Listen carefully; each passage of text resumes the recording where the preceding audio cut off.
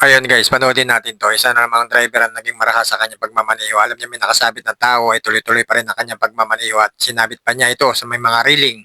Kaya't ito'y nahulog at nagulungan pa ng huling gulong yung taong nakasabit. At yun, tuloy-tuloy pa rin ang kanyang pagmamaneho hanggang sa tinakbuhan talaga niya ito. Kawawang-kawawa naman si Manong. Wala talaga siyang nagawa, hindi niya na nahabol yung driver. Sana tulungan nyo natin to na may share natin, ikalat natin para karating sa LTO at mahuli itong tao na to na hindi na dapat to nagmamaneho sa kalsada. Marami pang pupurwisyohin to pag ganitong klase ng tao na pagmamaneho. Kita mo naman si kuya oh, iika-ika, kawawa naman. I-share natin po ito at para makarating sa LTO at mahuli itong may-ari na ito ng sasakyan. Nandyan yung plate number niya sa likod na may plate number na LMM 696. Tulungan natin si kuya na makamtan niya ang katarungan.